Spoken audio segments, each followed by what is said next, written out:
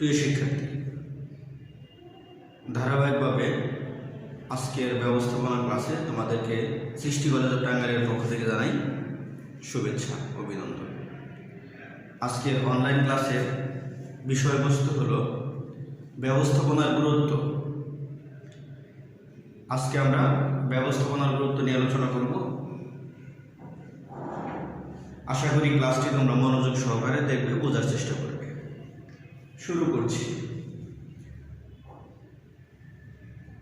সম্পদের সদ্ব্যবহার। আমাদের প্রাকৃতিক সম্পদ রয়েছে। এই প্রাকৃতিক সম্পদগুলো যথাযথ ব্যবহারের মাধ্যমে মূলত উৎপাদন প্রক্রিয়ায় এনে বিশাল জনগোষ্ঠীর চাহিদা পূরণ করা হয়। আর এই প্রাকৃতিক সম্পদগুলোর সুষ্ঠু ব্যবহার করা না হলে এটা সম্ভব হতো না। এই সম্পদগুলোর সঠিক ব্যবহার ব্যবস্থাপনার মাধ্যমে হয়। দক্ষ ব্যবস্থাপনায় পারে এই সম্পদগুলো সংগ্রহ করে একটি প্রক্রিয়ার মাধ্যমে এর সঠিক ব্যবহার নিশ্চিত করতে। এরপরে চলে যাচ্ছে আমরা উদ্দেশ্য অর্জন। প্রত্যেকটি প্রতিষ্ঠান গড়ে ওঠে একটি নির্দিষ্ট উদ্দেশ্যকে কেন্দ্র করে। এই উদ্দেশ্য অর্জনের জন্য ব্যবস্থাপনার গুরুত্ব অপরিসীম। ব্যবস্থাপনা কিভাবে লক্ষ্য পূরণ করতে হয়, কিভাবে উদ্দেশ্য বাস্তবায়ন করতে হয়, এর জন্য প্রয়োজনীয় কার্যক্রম কি, এর জন্য কি কি কৌশল অবলম্বন করতে হয়, এটা শেখায়। আর সুন্দর ব্যবস্থাপনার কারণে প্রতিটি প্রতিষ্ঠান উদ্দেশ্য অর্জনে সক্ষম হয়। আমরা দক্ষতা বৃদ্ধি নিয়ে কথা বলবো। দক্ষতা একটি গুরুত্বপূর্ণ একটি বিষয়। দক্ষতা ব্যতীত কোনো কার্যক্রম সুন্দরভাবে সম্পন্ন হয় না। একজন কর্মী কিভাবে দক্ষ হয়ে উঠবে, কিভাবে দক্ষতা অর্জন করবে, এটা ব্যবস্থাপনা শেখায়।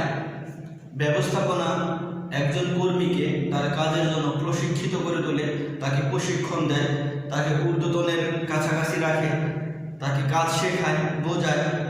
এতে করে ব্যক্তি কী হয়ে ওঠে? ধীরে ধীরে অভিজ্ঞ হয়ে ওঠে। ধীরে ধীরে ব্যক্তি অভিজ্ঞ হয়ে ওঠে। ফলে প্রতিষ্ঠানের সার্বিক ক্ষেত্রেই তার কার্যক্রম, তার সহযোগিতা, পরিবেশ সৃষ্টি করে।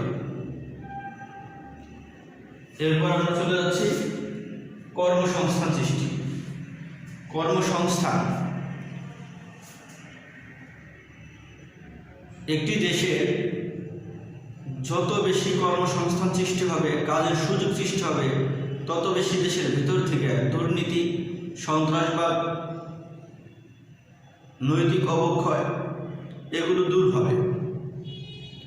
মানুষ কর্মের সুযোগ পেলে সে ভালো আয় করার সুযোগ পায়। আর এই সুযোগটা সৃষ্টি করে দক্ষ ব্যবস্থাপনা। প্রতিটি প্রতিষ্ঠানে যখন দক্ষ ব্যবস্থাপনা থাকে, এই দক্ষ ব্যবস্থাপনার কারণে প্রতিষ্ঠান ধীরে ধীরে সামনের দিকে অগ্রসর হতে থাকে, তাদের অবস্থা ভালো হতে থাকে, প্রতিষ্ঠান সম্প্রসারিত হতে থাকে, সেখানে কাজের সুযোগ সৃষ্টি হয়। এভাবে কর্ম সৃষ্টি হয়, যেটা দক্ষ ব্যবস্থাপনার দ্বারাই সৃষ্টি হয় অধিকাংশ ক্ষেত্রে। এরপর আমরা চলে যাচ্ছি উৎপাদনশীলতা। উৎপাদনশীলতা কি? মূলত আমাদের যে কাঁচামাল রয়েছে, এই সীমিত কাঁচামালগুলো ব্যবহার করে অধিক উৎপাদনের যে ধারণা, এটাই হলো উৎপাদনশীলতা। সীমিত সম্পদ ব্যবহার করে অধিক পরিমাণে উৎপাদন, এই ধারণাই হলো উৎপাদনশীলতা। আর এটা একজন দক্ষ ব্যবস্থাপকের দ্বারাই সম্ভব। একজন দক্ষ ব্যবস্থাপক তার দক্ষতা দিয়ে সীমিত সম্পদগুলোকে কিভাবে সর্বোচ্চ পরিমাণ ব্যবহার করা যায়, সম্পদগুলো কিভাবে অপচয় না করে প্রয়োজনীয় খাতে এর ব্যবহার হয়, এটা একজন দক্ষ ব্যবস্থাপকের দ্বারাই সম্ভব। উৎপাদন বৃদ্ধিতেও ব্যবস্থাপনার গুরুত্ব রয়েছে। একজন দক্ষ ব্যবস্থাপক সর্বাপেক্ষা সর্বোচ্চ উৎপাদন কিভাবে নিশ্চিত করা যায় সে ব্যাপারে তিনি চেষ্টা চালায়। এরপর চলে যাচ্ছে আমরা গবেষণা প্রযুক্তি উন্নয়ন। গবেষণা ও প্রযুক্তি উন্নয়ন। আধুনিক যুগে মানুষ নিত্য নতুন পণ্য বা সেবা ভোগ করার জন্য অধীর আগ্রহে বসে থাকে। আধুনিক যুগে মানুষের রুচি অভ্যাস এগুলোর দিকে খেয়াল রেখেই পণ্য দ্রব্য উৎপাদন করতে হয়। এই জন্য ব্যবস্থাপনাকে নিয়মিত গবেষণা করতে হয়, কিভাবে নতুন প্রযুক্তির উন্নয়ন ঘটানো যায়, আর এর মাধ্যমে নতুন নতুন পণ্য বাজারে আনা যায়। একজন ব্যবস্থাপক সর্বোচ্চ চেষ্টা করেন যে প্রযুক্তির উন্নয়নের মাধ্যমে নতুনত্ব বাজারে আনা। এর জন্য নিয়মিত গবেষণা করেন, প্রযুক্তি উন্নয়নের ধারণা দেন, সে অনুযায়ী প্রতিষ্ঠানে এর ব্যবহার হয় এবং প্রয়োজনীয় পণ্য সেবা উৎপাদন করা সম্ভব হয়। আমরা চলে যাচ্ছি জীবনযাত্রার মান উন্নয়ন। জীবনযাত্রার মান উন্নয়ন।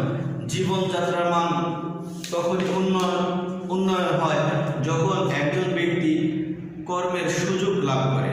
একজন ব্যক্তি যখন কর্মের সুযোগ লাভ করে, তার কাজের সুযোগ থাকে, তার আয় থাকে, তখন তার জীবনযাত্রার মান উন্নত হয়। দ্যাটস মিন যখন সে আয় করে, ভালো আয় করে, তখন তার ভোগের স্বাচ্ছন্দ্য চলে আসে। তার পছন্দ রুচি অভ্যাস অনুযায়ী সে তার প্রয়োজনীয় পণ্য ক্রয় করতে সক্ষম হয়।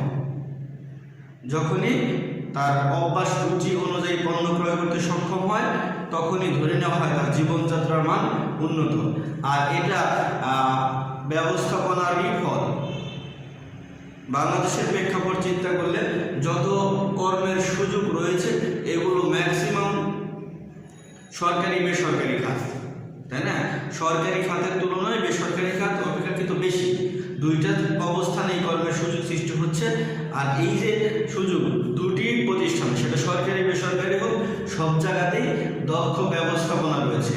এই দক্ষ ব্যবস্থাপনার কারণে কর্মের সুযোগ সৃষ্টি হচ্ছে, কর্ম সৃষ্টি হচ্ছে, সেখানে কর্মের সুযোগ তৈরি হচ্ছে, মানুষ কাজ করছে, তাদের আয়ের সুযোগ বাড়াচ্ছে, জীবনযাত্রার মান তাদের উন্নত হচ্ছে। আশা করি বুঝতে পেরেছ।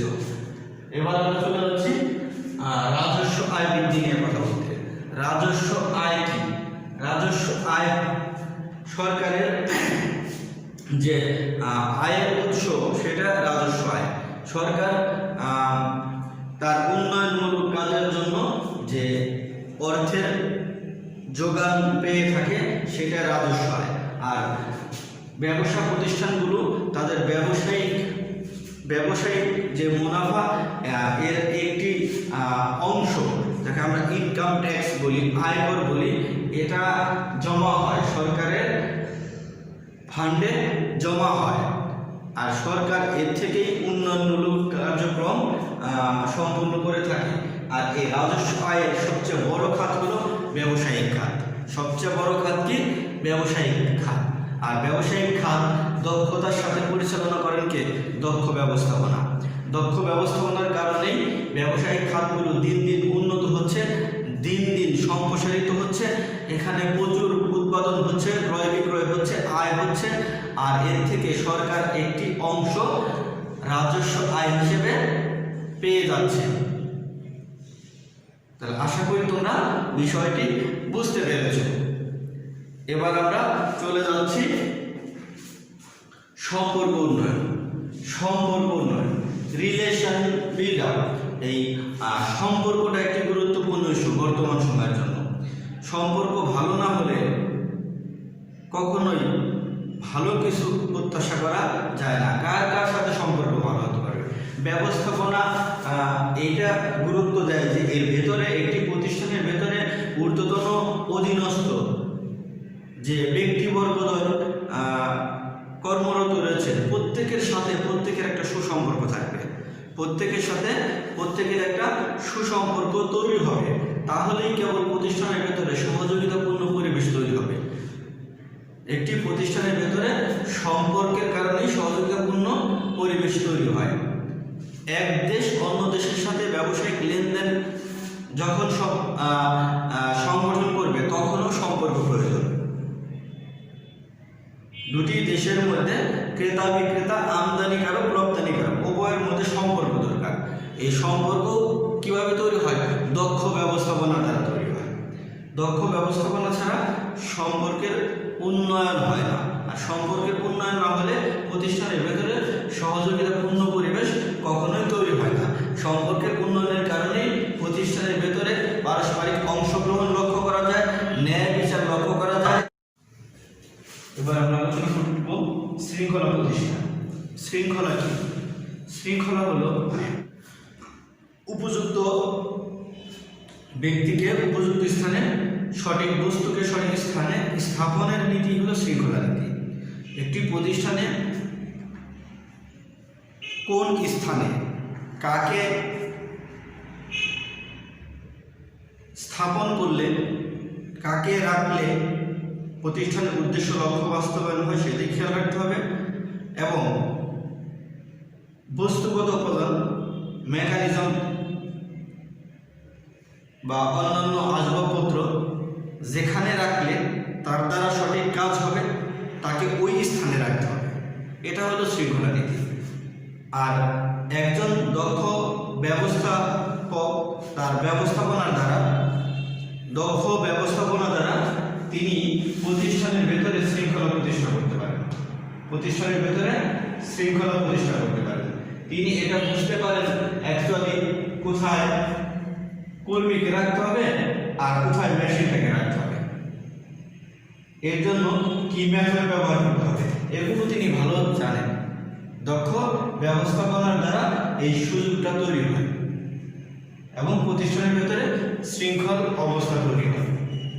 যখন প্রতিষ্ঠানের ভেতরে শৃঙ্খলা না থাকে তখন কিন্তু প্রতিষ্ঠানের ভেতরে কি থাকে না, পরিবেশটা সুন্দর থাকে না, বিশৃঙ্খল পরিবেশের তৈরি হয়।